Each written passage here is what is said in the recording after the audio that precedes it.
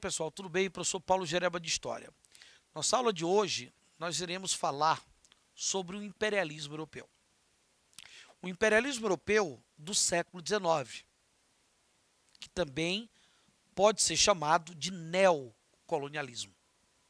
Imperialismo europeu do século XIX, ou o que alguns estudiosos classificam como neocolonialismo. Para que nós possamos trabalhar a ideia de um novo colonialismo, o que não significa dizer que os europeus deixaram de fazer um colonialismo, pois o colonialismo europeu ele vem sendo trabalhado em áreas fora da Europa desde o século XV, desde a época das grandes navegações. O neocolonialismo no século XIX não subtende que os europeus vão parar, em um determinado momento, o seu colonialismo em áreas fora da Europa e vão realizar depois um novo colonialismo. Na verdade, essa ideia de novo colonialismo ou de imperialismo europeu do século XIX, essa ideia é que para nós diferenciarmos esse colonialismo do século XIX, ou esse neocolonialismo, com o colonialismo do século XV e XVI, com o que alguns chamam de primeiro colonialismo europeu. Por isso que é muito importante no primeiro momento, para que possa se ter entendimento desse neocolonialismo no século XIX, ou do neocolonialismo europeu do século XIX, que se possa analisar as características do primeiro colonialismo europeu. As características do colonialismo moderno, do colonialismo dos séculos XV e XVI, principalmente no século XV e XVI. Um colonialismo que ele foi organizado no momento em que os europeus precisaram superar a crise do feudalismo no século XIV. Esse primeiro colonialismo europeu, principalmente do século XV e XVI, ele vai ser organizado no momento que os europeus vão precisar superar a chamada crise do feudalismo no século XIV. Observe que nesse primeiro colonialismo que os europeus irão realizar fora da Europa, eles irão buscar nessas áreas fora da Europa mercados consumidores, eles vão buscar matéria-prima, eles vão buscar metais preciosos e até mesmo novas rotas alternativas comerciais. Essas buscas do primeiro colonialismo europeu, essas buscas que esse primeiro colonialismo europeu está realizando, principalmente no século XV e XVI, essas buscas é uma forma que os europeus têm de superar a chamada crise do sistema feudal do século XIV. Onde nesse primeiro colonialismo, os organizadores são os estados, os chamados estados modernos. Inclusive Portugal foi o pioneiro. Os estados modernos é que irão organizar a partir do movimento das grandes navegações. A partir das grandes navegações, nós teremos esse primeiro colonialismo organizado pelos estados. No momento que alguns estudiosos chegam a afirmar que a Europa ela está atravessando uma fase pré-capitalista. Alguns falam em pré-capitalismo, ou capitalismo comercial, ou mercantil. É nesse momento que estaria organizando-se o primeiro colonialismo europeu. Alguns autores olham e dizem, a Europa nesse momento vive uma fase de capitalismo mercantil ou capitalismo comercial. Então é nesse momento que ele vai ocorrer. Na verdade, um colonialismo que a principal área de atuação dele, de dominação, vai ser o Novo Mundo, ou seja, a América. A América vai ser a principal área de atuação, de dominação desse primeiro colonialismo europeu. A principal área de partilha dele. O que não significa dizer que esse colonialismo ele não vai chegar na África e na Ásia. Ele vai chegar, mas principalmente na América. Observe que esse primeiro colonialismo há um entendimento de que a partir dele nós teremos a origem de um fenômeno que vai se definir a partir do século XX, que é a globalização. A partir desse primeiro colonialismo, nós teremos, na verdade, o que alguns consideram como a origem da globalização.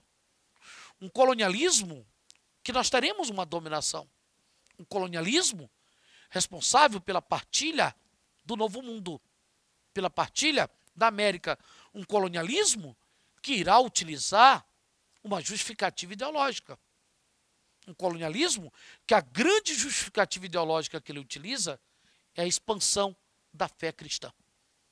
A expansão da fé cristã vai ser a grande justificativa ideológica utilizada por esse primeiro colonialismo. Observe que o movimento que está organizando esse primeiro colonialismo, que é as grandes navegações, esse movimento, inclusive, teve um caráter cruzadista. Aquela ideia de chegar a um paraíso para poder expandir a fé e, dessa forma, garantir a salvação da alma. Essa é a grande justificativa ideológica que nós teremos do primeiro colonialismo europeu. Então, aqui nós temos o perfil, aqui nós temos os elementos, características do primeiro colonialismo. Porém, quando se fala do neocolonialismo europeu no século XIX, ou do chamado imperialismo europeu no século XIX, iremos observar que ele vai ter características distintas. Nós teremos características distintas. Para que nós possamos compreender as motivações, as particularidades desse neocolonialismo europeu no século XIX, ou desse imperialismo europeu no século XIX, o ponto de partida para que a gente possa ter esse entendimento é uma expressão muito utilizada por alguns estudiosos quando trabalham a esse neocolonialismo ou esse imperialismo europeu no século XIX. O imperialismo europeu do final do século XIX foi o filho da industrialização. Veja bem, o imperialismo europeu do final do século XIX foi o filho da industrialização. Então, o que teria sido responsável por esse imperialismo europeu do século XIX, ou por esse neocolonialismo, na verdade, foi a industrialização. Mas a industrialização na segunda fase da Revolução Industrial. A industrialização, no momento que você tem o predomínio de uma indústria de base. A industrialização, no momento que você tem a utilização dos recursos minerais como principais fontes de matéria-prima. A industrialização, no momento que você tem a eletricidade e o petróleo como principais fontes de energia. A industrialização, no momento que você tem a presença do chamado capitalismo financeiro, de caráter monopolista. O capitalismo financeiro de caráter monopolista. Um capitalismo que surgiu a partir da junção, a partir da fusão do capitalismo industrial com o capitalismo bancário. A partir dessa junção, dessa fusão, nós teremos o capitalismo presente na segunda fase da Revolução Industrial, que é o capitalismo financeiro monopolista. É nesse momento que vai ocorrer o neocolonialismo, ou o imperialismo europeu do século XIX. Ele acontece no momento em que nós temos a presença de um capitalismo financeiro, de caráter monopolista. O capitalismo dos grandes conglomerados, dos oligopólios industriais, das grandes corporações, fabris, dos chamados trustes, os famosos trustes, os holdings, trustes, holdings, cartéis, as grandes corporações. É nesse momento que nós teremos esse neocolonialismo, ou esse imperialismo europeu do século XIX. Observe que, na verdade, o neocolonialismo do século XIX, ele é reflexo da crise do excedente do capital financeiro de caráter monopolista.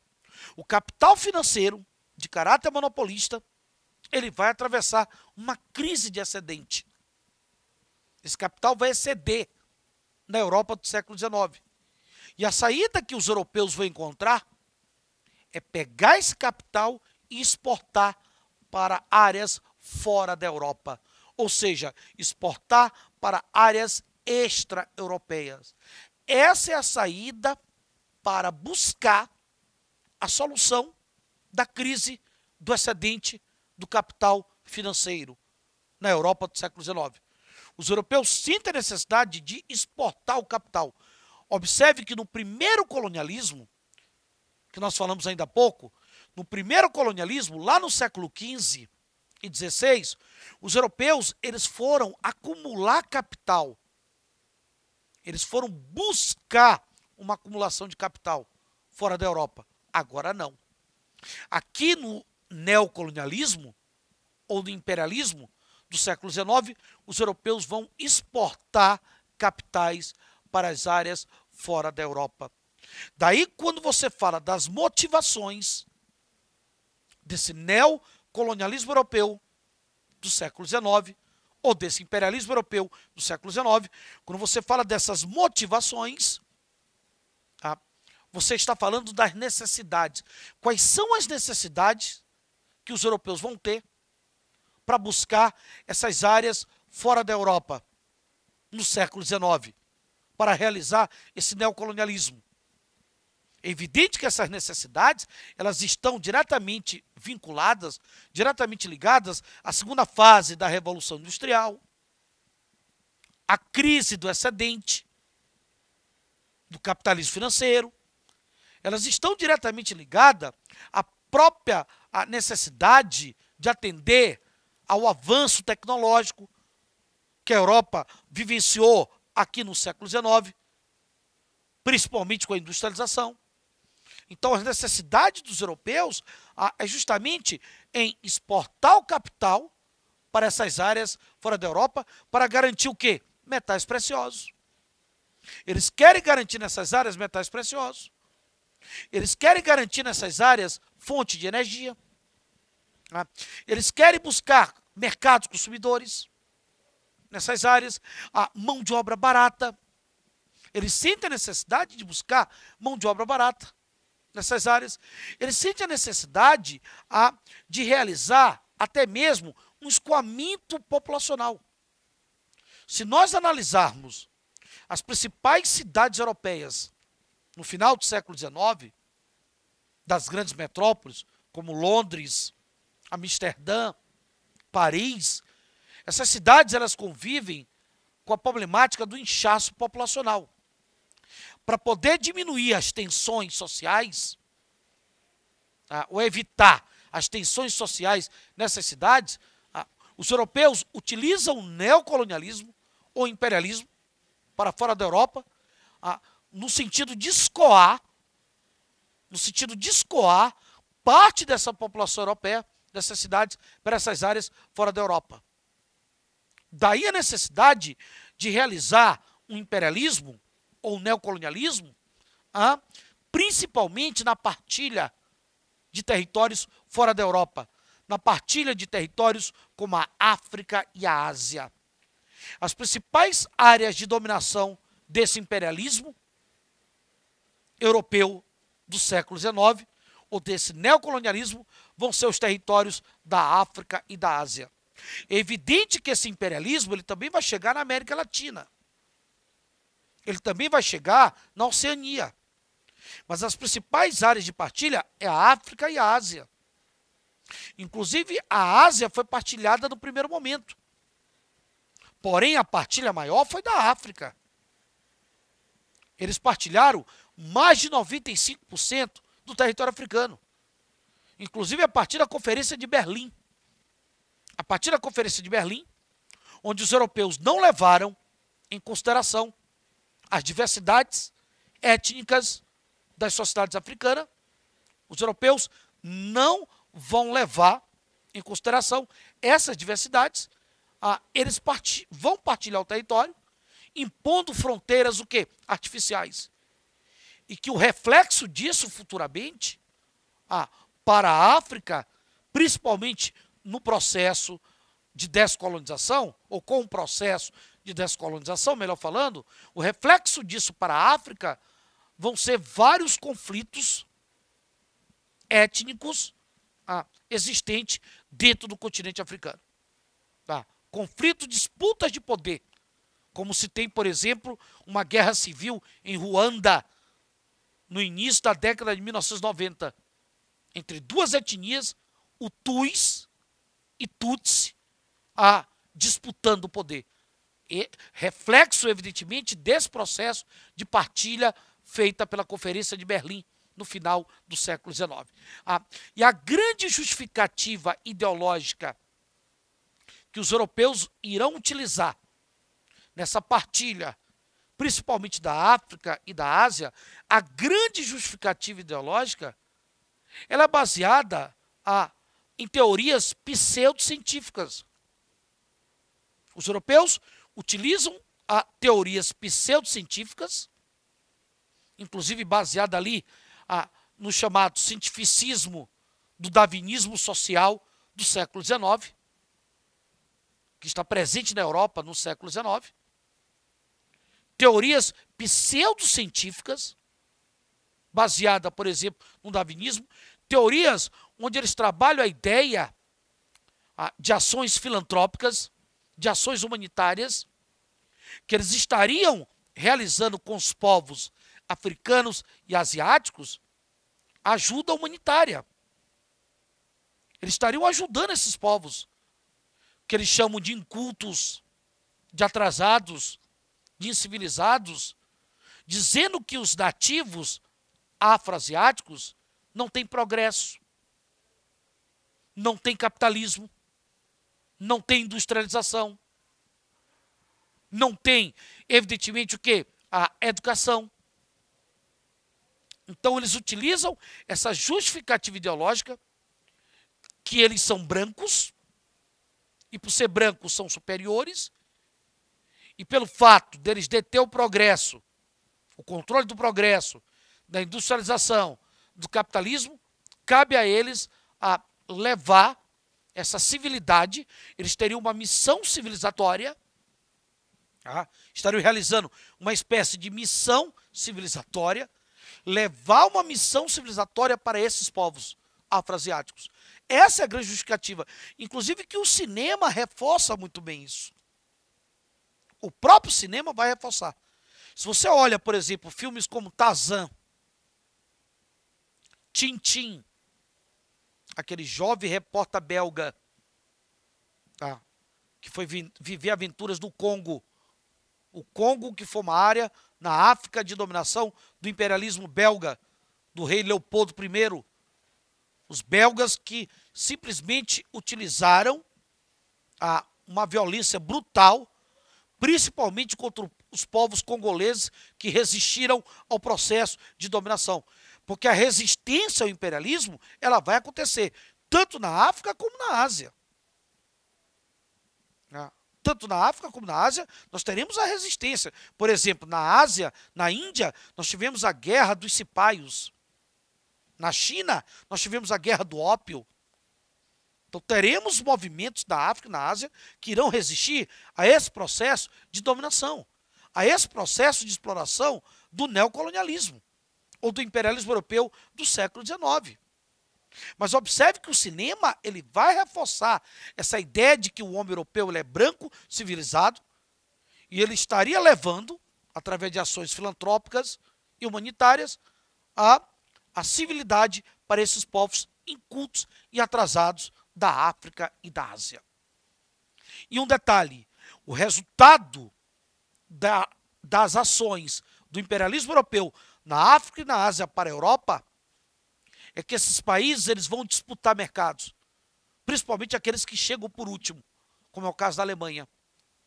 Então, há disputa de mercados entre esses países imperialistas nos mercados afroasiáticos e essa disputa vai levar à Primeira Guerra Mundial. Um grande abraço e até o nosso próximo encontro.